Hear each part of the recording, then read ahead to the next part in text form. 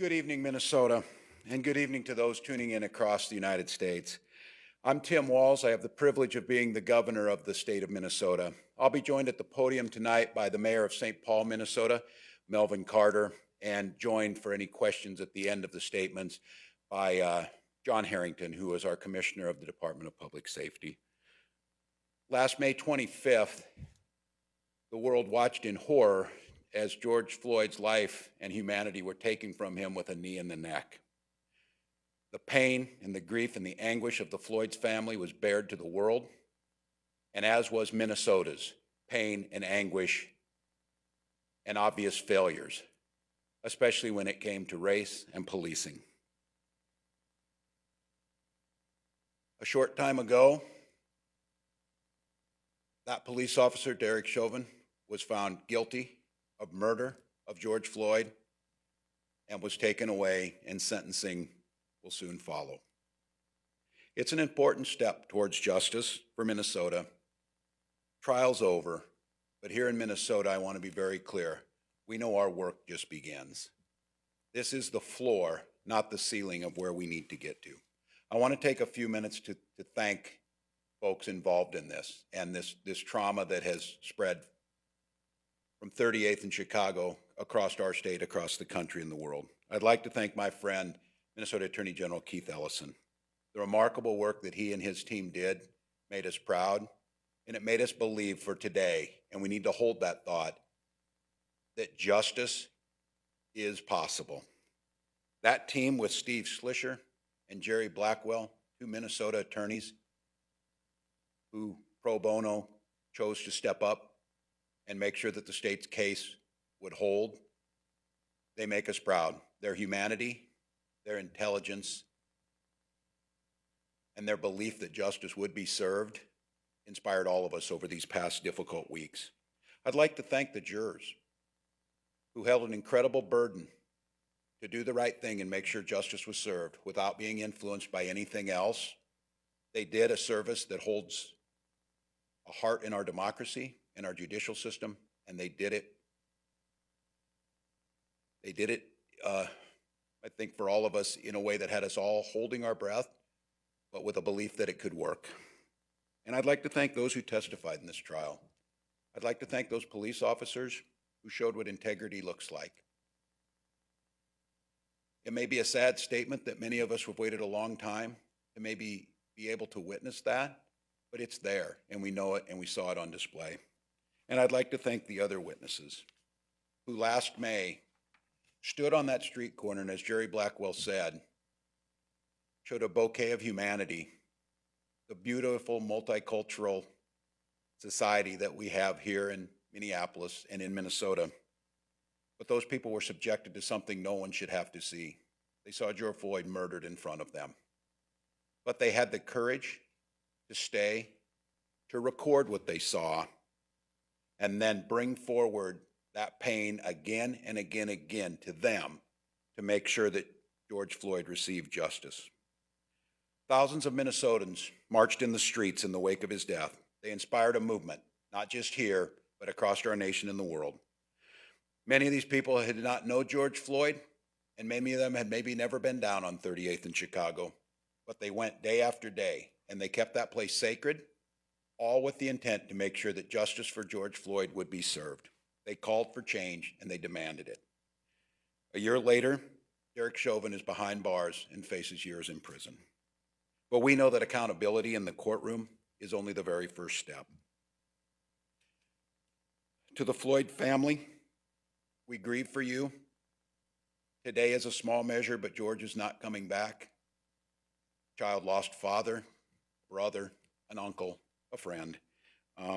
We mourn with you, and we promise the pursuit will continue for justice. As Attorney General Ellison said, this isn't justice, it's just one step towards it.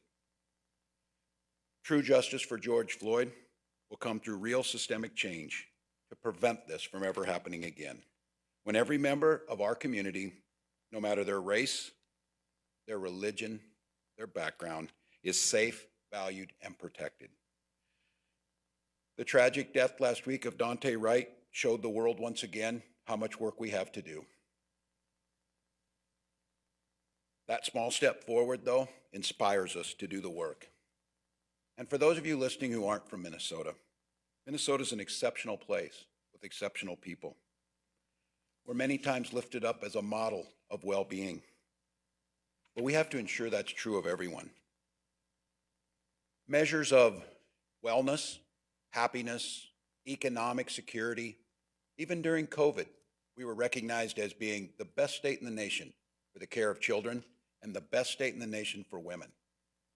But if you do a little digging and you disaggregate and break that data apart, a chilling truth becomes very apparent. Those statistics are true on well-being if you're white.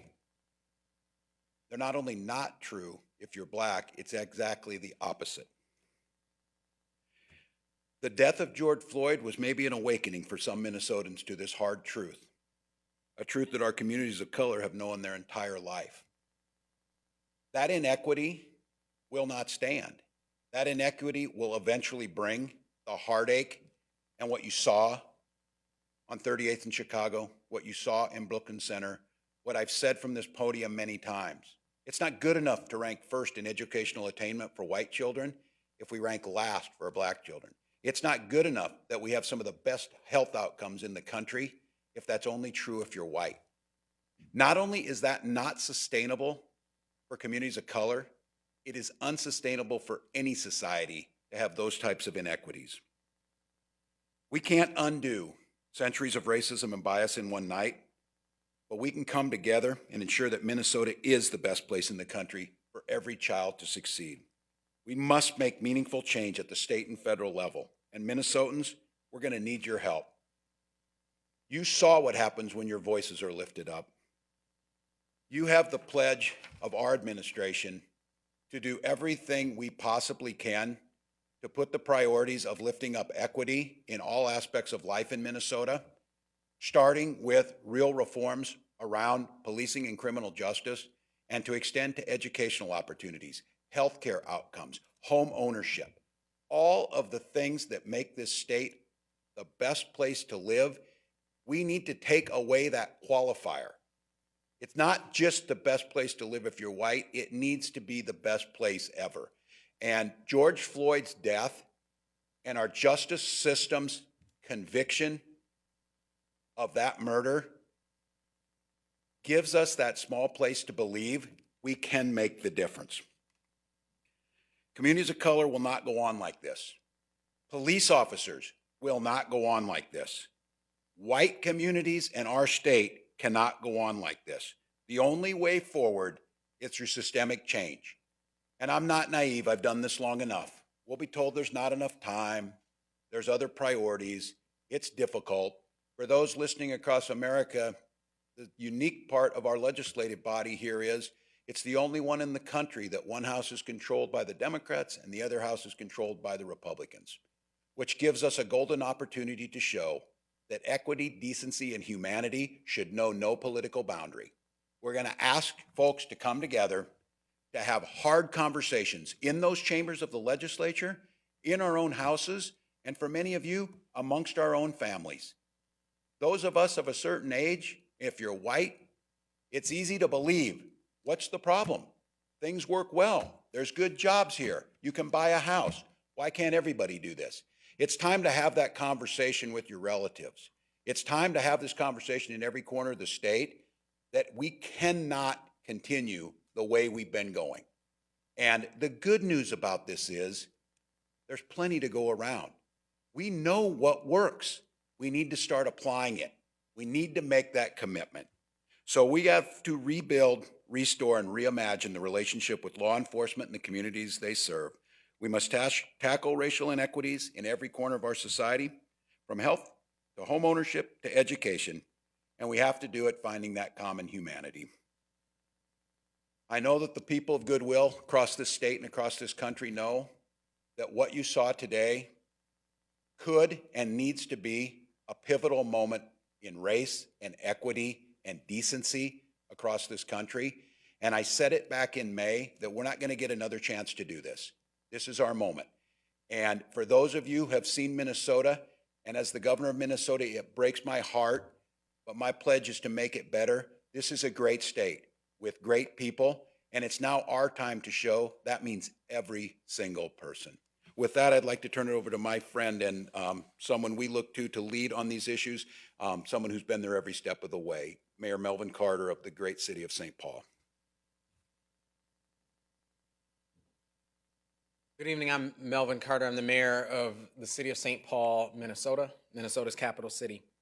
I have read many times and heard many times over the past several days and weeks that this, Mr. Governor, has been referred to as the trial of the century.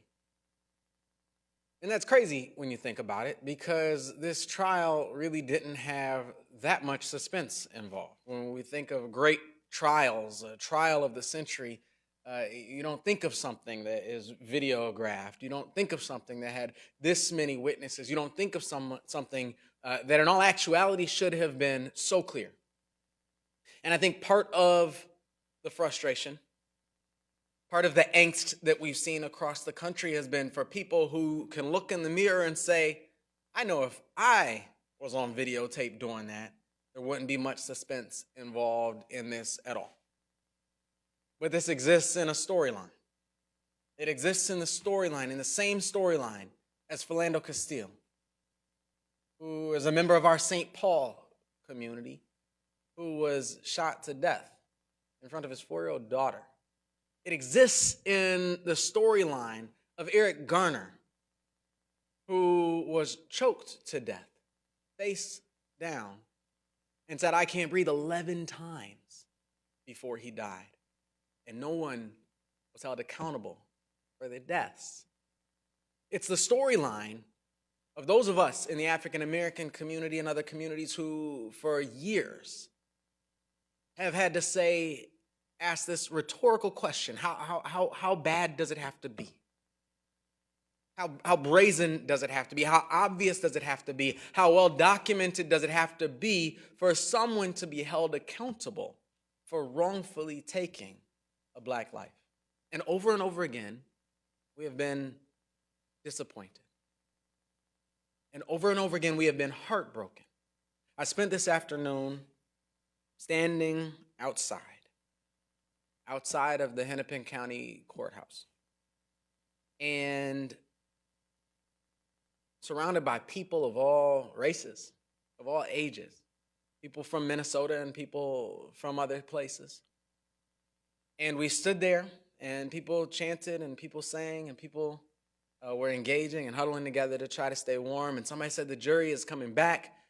And somebody shouted, guilty. And everything changed. It didn't change because we didn't know yesterday if Derek Chauvin had killed George Floyd. We saw it. We saw the video. The jury saw the video. The prosecution told us over and over again, you can believe your eyes. It changed because we finally get to say, we have a legal system, we have a justice system in our country that has the capacity of holding someone accountable for this. That's a baseline. It's not justice. One of the speakers today said justice is living in a world where George Floyd was never killed in the first place. Justice is living in a world where Dante Wright was never killed in the first place. But it's a baseline, and it gives us the opportunity to build. Thank you, Governor. I know my friend and colleague, Mayor Jacob Fry, wanted to be in his home city, and I know he's got a press conference that he's going to make right after this. But I've talked to those leaders.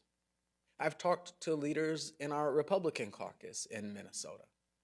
We've heard from business leaders. We've heard from nonprofit leaders. We've heard from education leaders.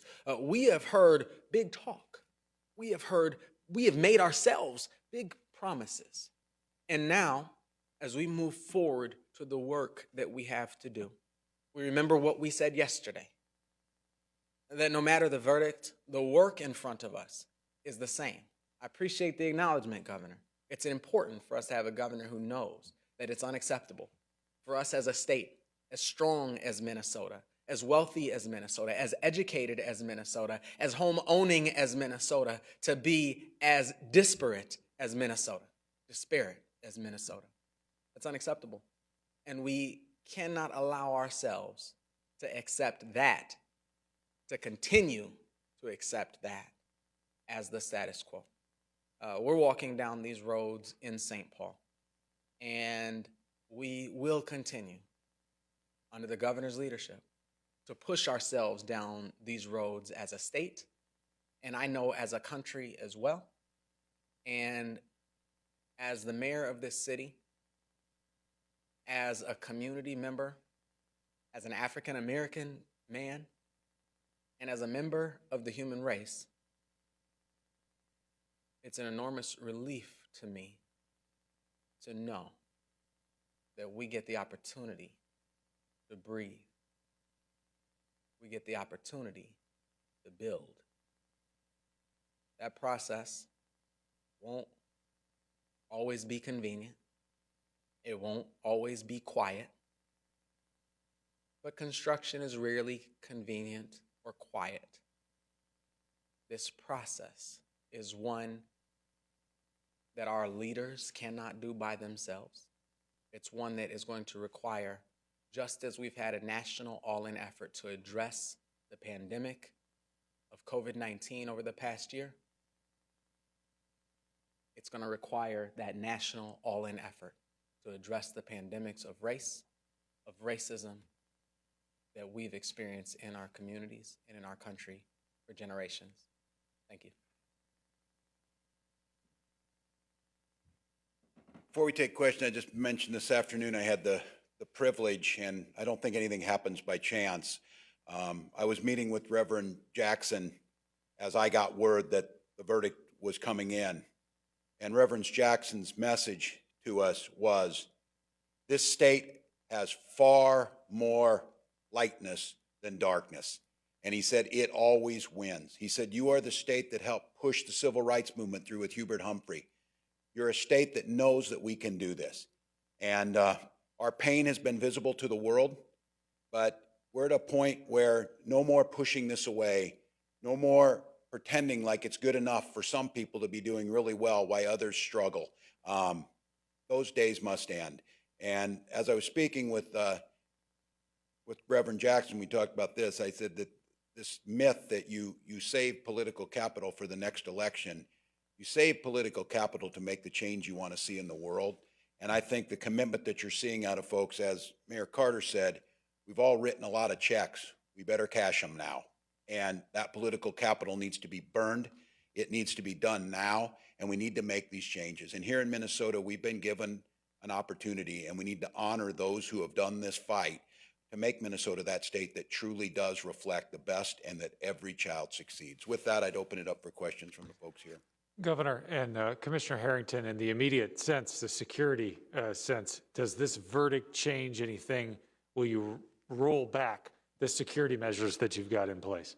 Yeah, and I'm going to address those again. This is a real challenge, and I've spoken to many people, both faith leaders, public safety experts, which I have some of the best on my team, about striking that proper balance. I am very cognizant of people who the police are who bring them their anxiety, who in some cases they see has killed their family members, having that presence out there. But I want to say the professionalism that we expect and those folks who are out there to keep the peace, it was critically important. And I just would name what I think many of you know, that if justice felt like by the vast majority of people was not served by the verdict, that there was the potential for folks to channel that energy in a way that led to what we saw in May and June.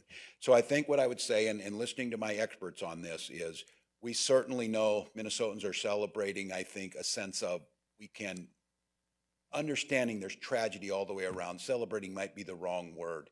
The sense of relief that would be there, we understand that as quickly as we possibly can to get back to a more normal pace on this, that will happen. And John, maybe I'll turn it to you to, if there's anything you want to add about this, but there was always multiple plans to demobilize this force as quickly as we possibly could, understanding that it can be a catalyst to add. So, John.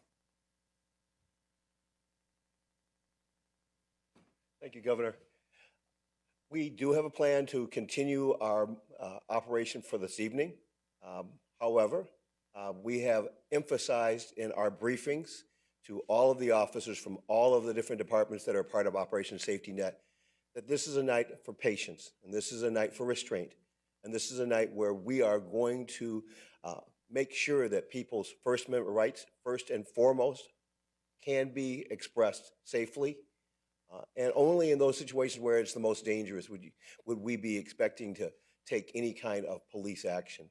There is no statewide curfew. There is, in the two major cities, no curfew. And in the conversations I've had with most of the chiefs of police, we do not believe a curfew makes any sense. We still stand ready to take action if necessary, but we are, I think, as a profession, we stand with the community. We stand with them. That as if you think about the framework of this, that this is an act of justice, and it is time for all of us to be on the same page, to be marching towards that justice together, and not be doing it separately.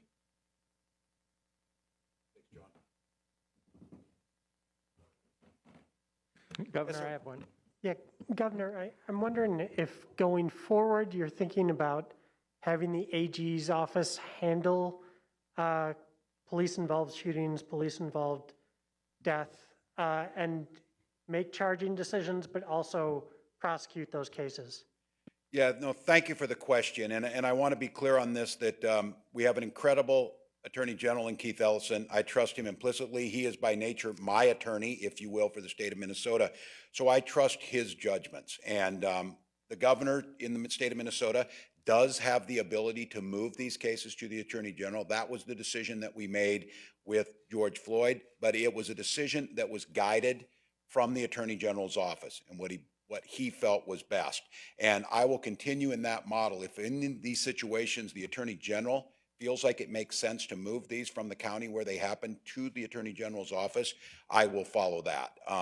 I would not do that unilaterally without speaking to them. It's their guidance that dictates the direction that we're going to go. And I would just say, because there's activists out there, there has been suggestions made, and these are discussions that we need to have in Minnesota. Should it be automatic that there's a special prosecutor set up in these situations where it moves forward? Not being an attorney and not being there, I don't know. What I can say tonight is that the decision the Attorney General made, the team he assembled, proved that it can work, and it can work right. So at this point in time, I follow them. Peter? Hi, thank you. Can you talk to us about what next steps would be?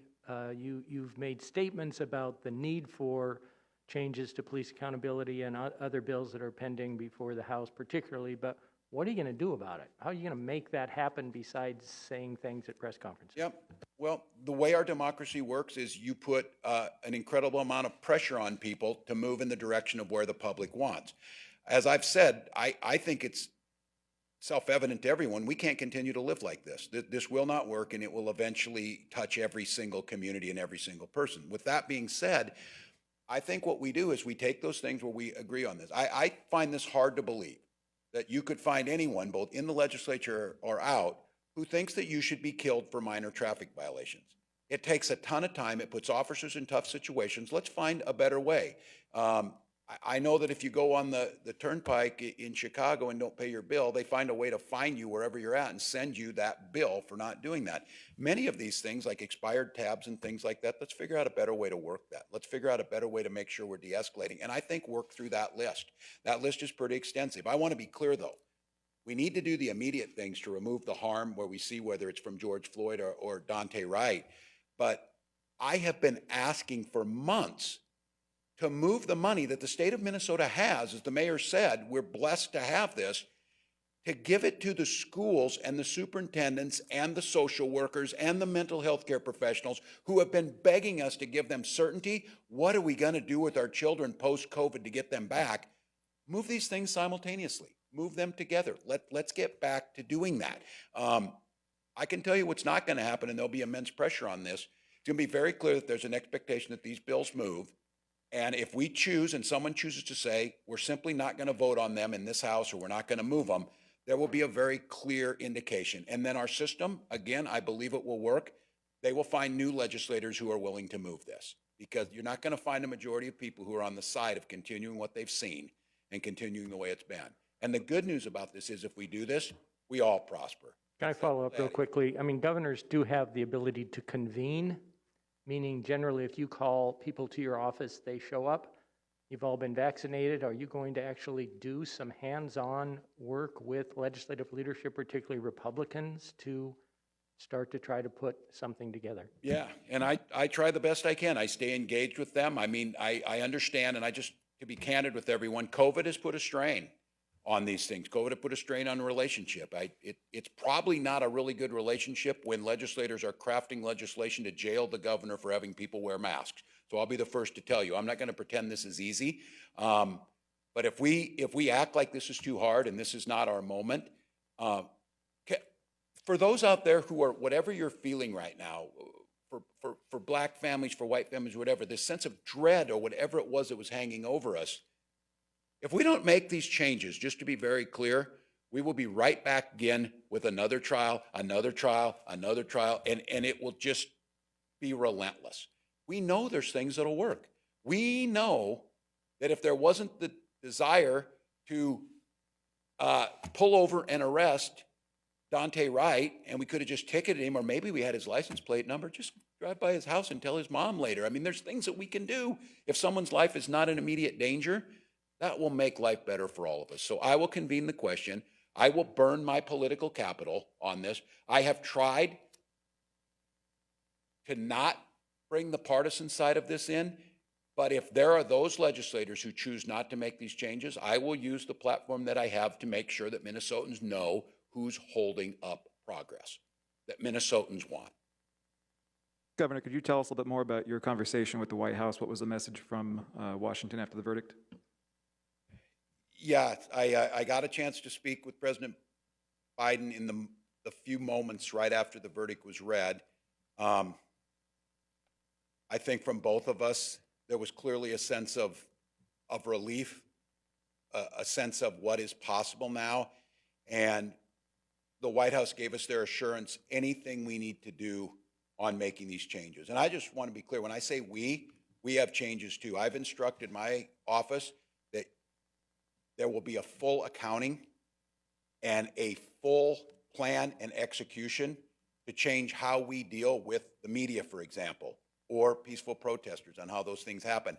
And the president gave me his assurance that the federal government is there to help us do those things, and that commitment to it. But I think I certainly wouldn't want to speak for the president, but I think a sense of relief, a sense of appreciation for, again, our justice system working, and then a clear understanding, just like we have, that this is the very bottom floor of the change that needs to happen. As the mayor said, pretty amazing that we're all amazed that this happened in the trial of the century. You're right. When I think, as Jerry Blackwell and Steve Schlischer said, you saw and you know in your heart, and the witnesses were there. So he's supportive, hopeful.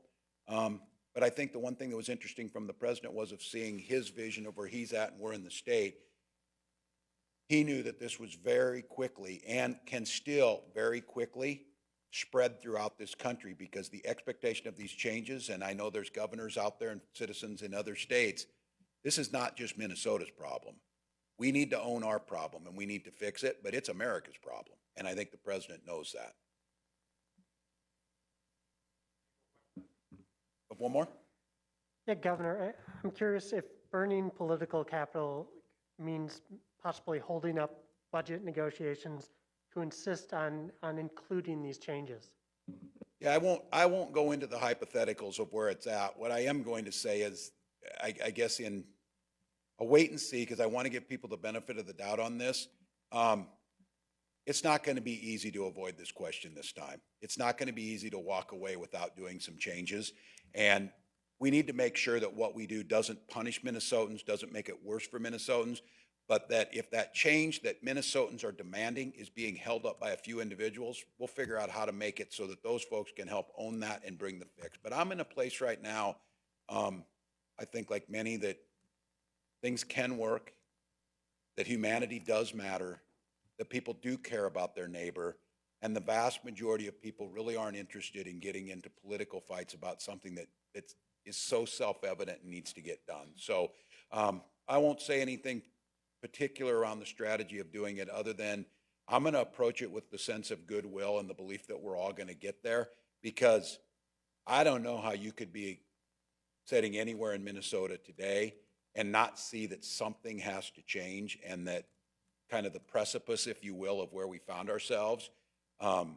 It's not as if that went away. I would argue we maybe took one step back from the ledge today, but we'll be right back on it again if we don't do this. So I want to thank you all, and again, extend my deepest sympathies to the Floyd family and to those who this grief has come very close to home to them. So thank you all. Mayor, thank you.